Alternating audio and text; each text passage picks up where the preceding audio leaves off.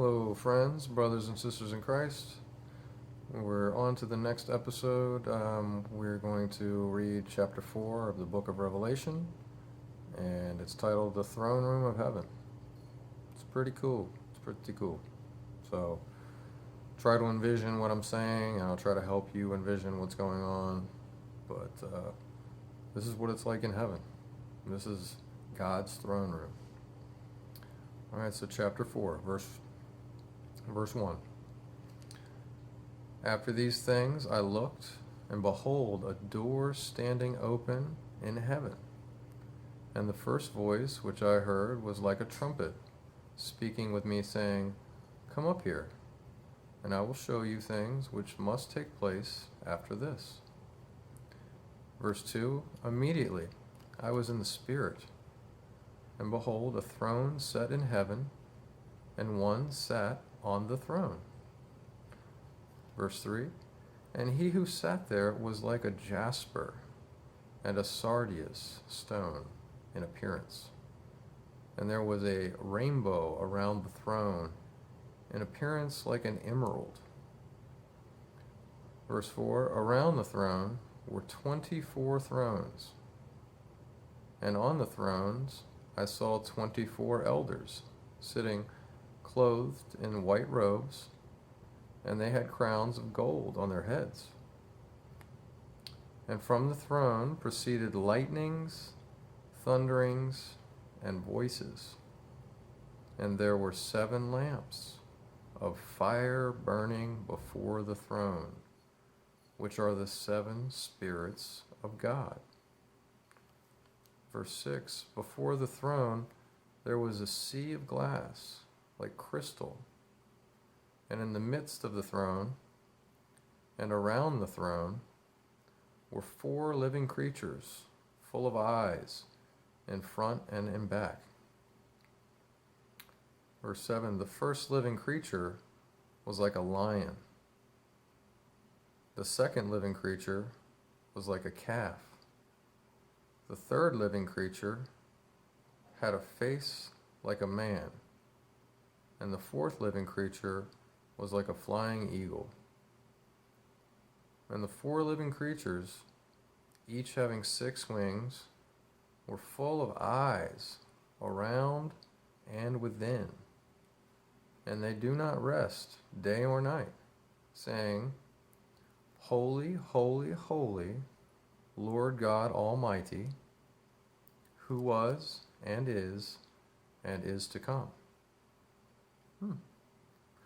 Whenever the living creatures give glory and honor and thanks to him who sits on the throne, who lives forever and ever, the 24 elders fall down before him who sits on the throne and worship him who lives forever and ever, and cast their crowns before the throne, saying, You are worthy, O Lord, to receive glory and honor and power, for you created all things, and by your will they exist and were created.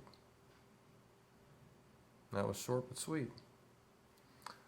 So I like to envision, one throne, and it's a big throne because we're talking about God. And then in the midst of the throne, there are the 4 creatures at each corner, and then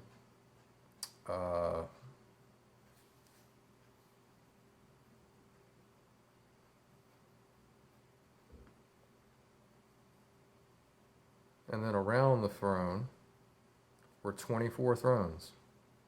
So there's like a larger circle of 24 smaller thrones. It doesn't say they're small or big. They could be equal size, but I just like to imagine that, God's got the big throne and he's the top dog. So I'm imagining 24 smaller thrones around the Alpha, Omega, Ultimate throne. And those are the 24 elders that all have golden crowns. And so you have these 4 creatures, one with a face of an eagle, one with a face of a calf, one with the face of a lion, and one with the face of a man. They all have 6 wings, and they're covered with eyes all over and within. And they must see everything. Obviously, they're covered with eyes. So every time that they never sleep, and all they do is praise God and say, "Holy, holy, holy, Lord God Almighty, who was and is to come." And so they're always praising God, and it says that whenever those creatures give glory and honor and thanks to Him who sits on the throne, then the 24 elders who are also seated around the throne in their little thrones, they get down on their knees and fall before Him, the God who sits on the throne, who lives forever and ever, and they cast their golden crowns down to the ground by His feet to praise Him. And then they sing and praise, saying, "You are worthy, O Lord, to receive glory and honor and power, for you are created, for you created all things, and by your will they exist and were created." So, thank God for them, because if God wasn't receiving all this praise from them, He probably would have wiped Earth away a long time ago. And thank God for all you saints out there. Those of you who don't know, once you're saved, you're considered a saint. I didn't know that. I just recently learned that. And when you call yourself a saint, you think that you might think you don't even deserve that title. And that's a good thing. Because if you think you're not worthy, like me, then you know that you got work to do. You need to work hard and study hard and worship your King. Try to make yourself feel worthy. Repent. Get on track. And recognize that the blood of Jesus, the blood of the man God, the Son of God, is priceless. That word doesn't even do God's blood justice. When Jesus decided to sacrifice His life and come into a man suit, a God coming into a man suit, a fleshly suit, to live like us, and in the most brutal of standards, just as a nobody, riding on a donkey. He had no. He was nobody. He started at the bottom, and he stayed at the bottom. Other than all of the greatest things he ever did in his life, he never received anything other than punishment and persecution. And then he was put to death, and he took every single sin from every single one of us, because he never sinned. He took every punch, every beating, every persecution, every bad thing that this world had to dish at him, everything the devil had to bring upon him, with every person, including the devil himself, trying to persecute him for 40 days and 40 nights. And he went through all of that for you and me, that you and me can be saved. That's how much he loves us. We are that important to him. And that's why we're so foolish to not put our faith and our love and our strength in him.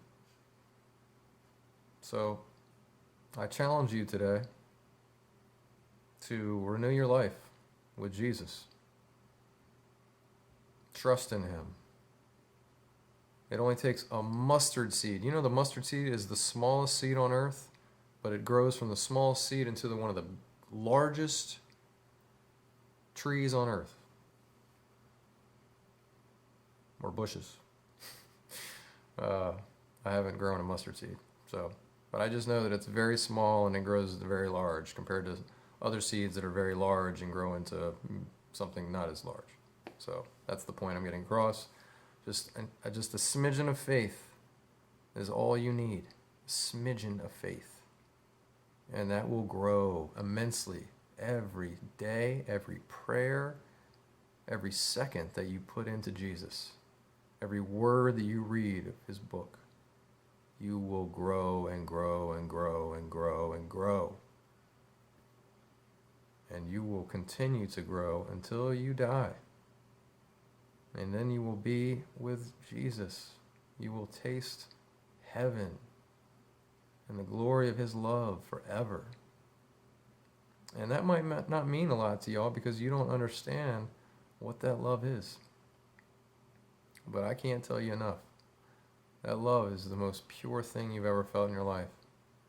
You can take a mother's love that is infinite. You know, moms, you love your babies.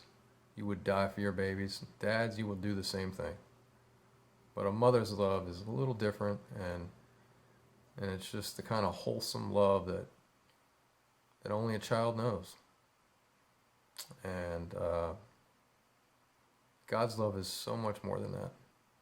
Not to discredit moms and our love, not just saying that what our Creator has to offer us is more than we can even grasp. And if you're lucky enough to feel that, like I did when I was a boy, a teenager, I pray to God he gives that to you. I pray to God right now that you recite to yourself the verse, John 3:16. Let me just bring that up so I don't mess it up. I'm pretty sure I know it, but let me get every word right.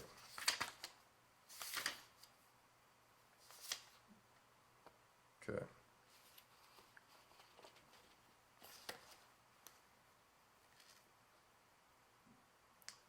Well, John 3:15 and 16. Okay, the book of John, chapter 3, verse 15 and 16. That whoever believes in him should not perish, but have eternal life. For God so loved the world that he gave his only begotten Son, that whosoever believes in him should not perish, but have everlasting life. For God did not send his Son into the world to condemn the world, but that the world through him might be saved.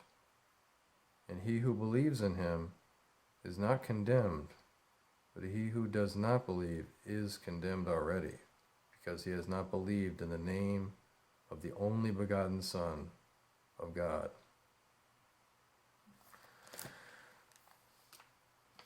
So if you just pray to yourself, you just get down on your knees, you ask Jesus Christ to forgive you and to help you to grow and to unlock the door of your heart. Ask him to come into your heart. Say, Father, forgive me. I am broken. Please help me. I am a sinner. Forgive me. Please repair me. Father, come into my heart. I accept that you died on the cross for me. I accept that you shed your blood for me, for my sins, Father, that I could be redeemed, that you love me so much, Father, that you would give yourself for me and all of the filth that I am and all of the hurt that I've caused, that you will redeem me, Father. You will give me another chance. I ask that you forgive me, Father. I repent. I ask that you come into my heart. You redeem me, Father. Fill my heart with your Spirit. Make me a new creature, Father. In your name, Lord Jesus, I ask these things. Amen. And if you say that simple prayer and you believe it in your heart, and you accept the words that I said, you accept God's sacrifice, you accept that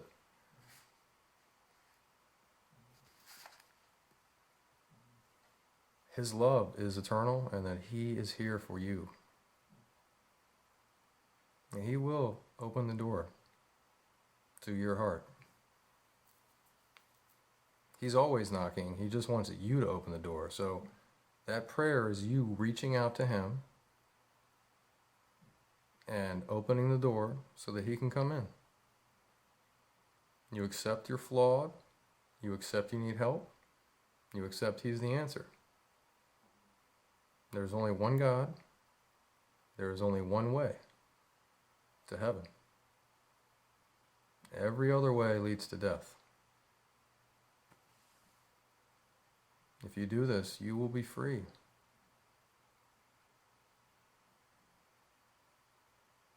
I pray you will take that step. Thank you for watching this video. If you enjoyed the content on my YouTube channel, I ask that you subscribe and share this link. Thank you, Jesus. Thank you for your word. Thank you for your knowledge. Thank you for your love, your eternal, everlasting love. For we are all just wretched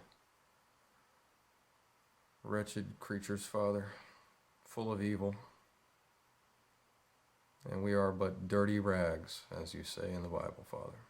I pray you will cleanse us, heal us, renew us, and show us the way. I ask these things in your holy name, Lord Jesus. Friends, brothers, and sisters in Christ, I love you. God bless you. Until next time, we're going to be talking about the 5 crowns. So there's 5 crowns that you can win on the game show of Christ. And that sounds funny, but while we're here on earth, doing our interview for God, there are 5 crowns we're trying to win. And the more crowns you have, the more you can give to God when you are in heaven. And I can't even imagine